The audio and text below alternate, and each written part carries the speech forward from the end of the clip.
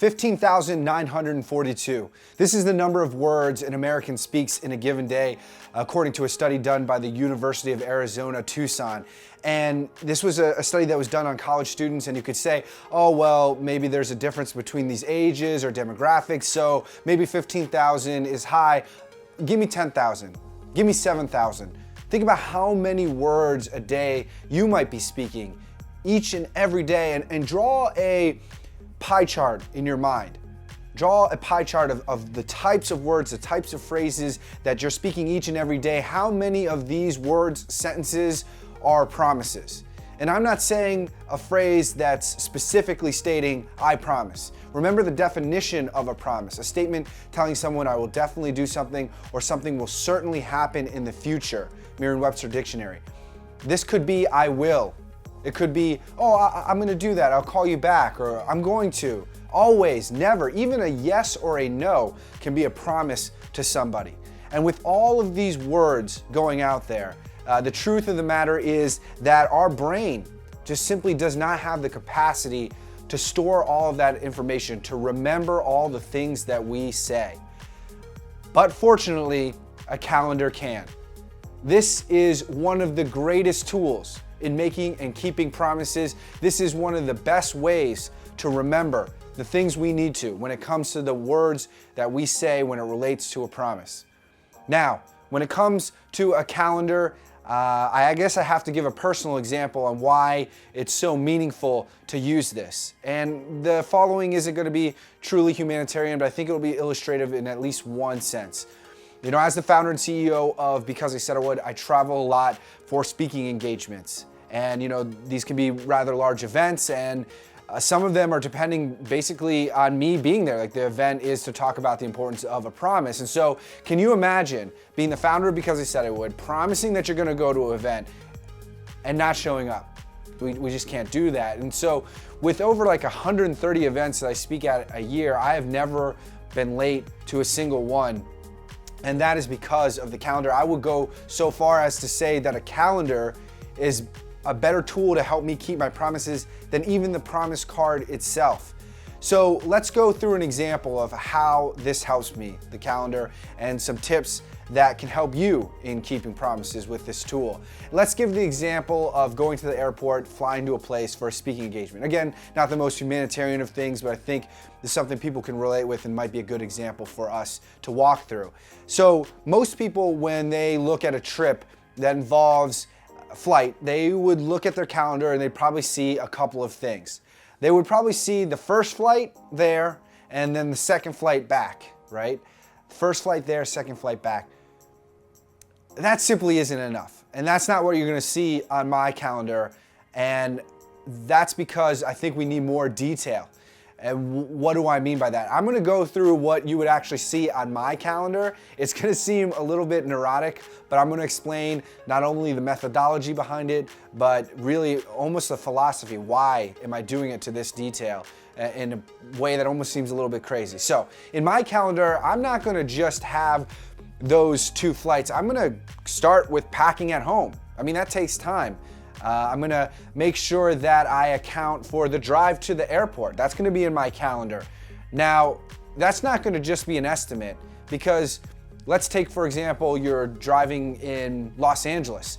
The difference between driving at 3 a.m. on a Sunday and 4:30 p.m. on a Friday is gonna be basically the universe. There's gonna be so much difference in that, and you need to calculate the amount of time, so I do that. Then when I get there, do I need to check in a bag? If I don't, that's very different. And I gotta go through security, and I have one of those TSA pre-check thingies so I can get through quickly, but some airports don't have TSA pre-check and won't allow me to go through more quickly. So the difference between me having a bag or being able to go quickly through that TSA pre-check is, again, another one of those variances that I have to account for and put into my calendar.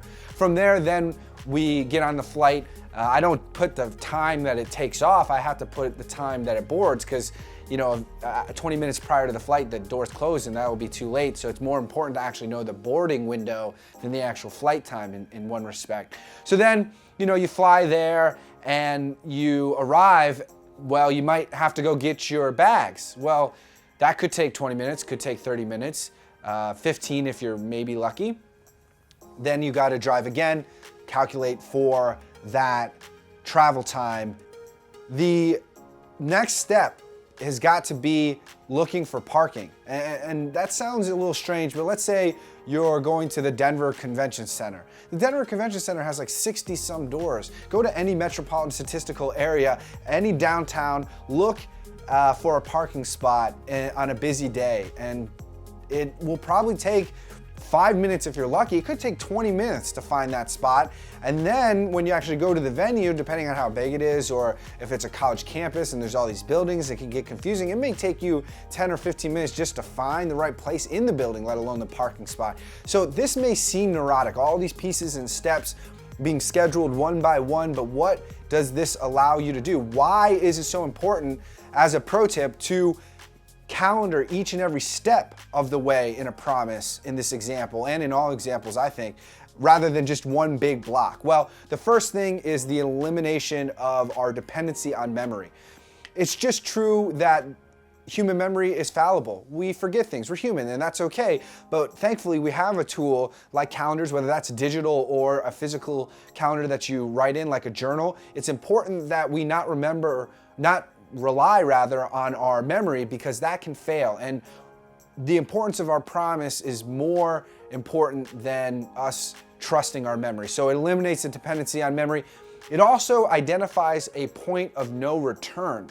A point of no return. What does that mean? Well, a lot of people think a promise is broken like right at the time that it was committed to. So for example, I'll be on stage at 1 p.m. and at 1:01 the promise is broken. Some people think of commitment this way, but really, if you look at all those steps and pieces, I can tell you a long time before, even while I'm packing, or if the taxi is late, or if security is taking too long, I can identify a point of no return much quicker, and then change the plan, adjust it, because I can see each and every step and know what has to happen after and before, and this helps me identify a point of no return, which allows me to create plan Bs, which, I mean, life doesn't always go the way we want it to, so a plan B can be very helpful, and you're not going to be able to create a plan B until you actually know when it is you need to create a plan B.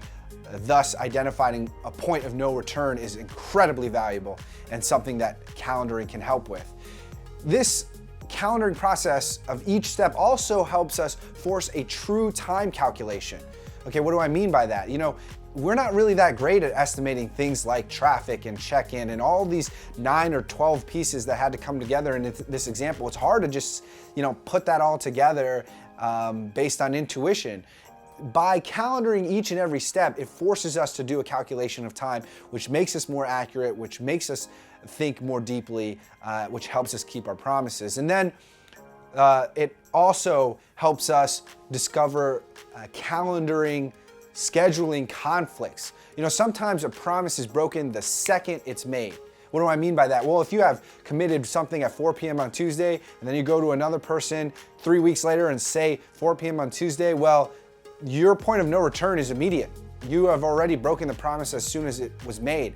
That's why before I make commitments that are time-based on a date and things of this nature, I just pull out my phone, take a look at it, and I know whether or not I can truly make that commitment. So unless you're really following a calendar deeply, unless it's a discipline, you can't do that, because then you pull out that calendar, you won't know if it's accurate or not, and that's why the discipline is important in this practice. And lastly, the benefit of calendaring each and every step, it helps us account for external factors. If I didn't think about security checkpoint or baggage claim, or if I didn't think about traffic, these things are beyond my control. I'm not in control of that. I can't do anything about it.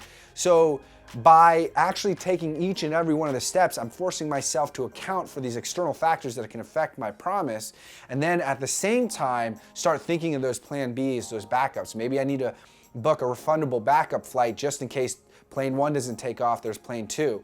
And things like that aren't really top of mind until you look at each and every one of these steps in your calendar.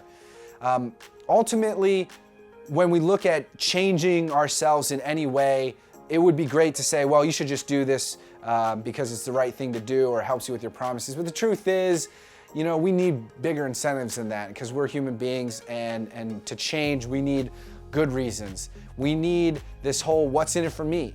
How is this gonna benefit my life? I know that's a selfish approach, but that's just the way people are, and that's okay to a certain degree. Thankfully, there are benefits to you. Yes, it is tedious to schedule like this, but what are the benefits? One, reducing your stress. Reducing your stress is a huge benefit of calendaring. Why? Think about your day and how many thoughts just loop in your mind.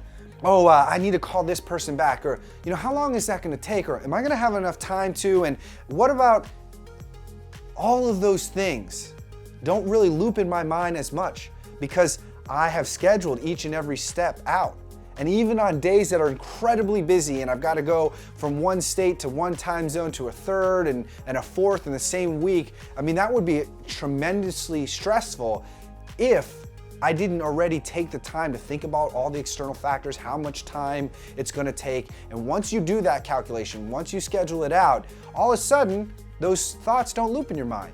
You've already taken care of them. And thus you reduce your stress, a huge benefit of calendaring each and every step. Another one is better relationships. This might seem soft, but we all have friends and family and people that we work with, people that we want to trust us. We have nonprofit organizations that we volunteer for, that we're helping, and any relationship in life is going to benefit from you being better with your word. But it isn't so simple as just saying, I'm going to be a person of my word. You have to take steps, you have to take actions, and that's what calendaring can do. When you have that type of trust with other people in your life can truly change, I believe. Then accomplishing goals. This is again something that seems soft, but we have to live with an intention. And if we have these goals in life to better ourselves, our families, a community, or a cause, we cannot pretend that it's just gonna happen on its own. It's gonna take concerned and specific actions. And a lot of times people look at promises as these epic movie-like moments, and it's so almost romantic and big, right? Cinematic. But the truth is, to be a person of your word, it's going to take some tedious action. To accomplish the goals that you want to fulfill the commitments that you have, it's going to take some boring work. And yeah, calendaring can be like that. But you got to do it in order, I believe, to be at the top of your game when it comes to promises. A lot of people won't go through the pain of calendaring like this, but a lot of people also don't go through the pain of keeping their promises. And I believe there is a correlation there. At the end of the day, I really want to challenge you. I want to bring you to a call to action. I'm going to make an ask to you. I'm challenging you to calendar every minute of the next 3 days. 3 days, calendar every minute. What do I mean by that? Calendar how much you sleep.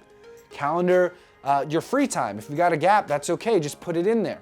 Just mark it as free time. It's actually kind of nice to know that you don't have to stress out in that gap. You've got nothing to do. Everything else is taken care of. So calendar your sleep, eat, all of those pieces.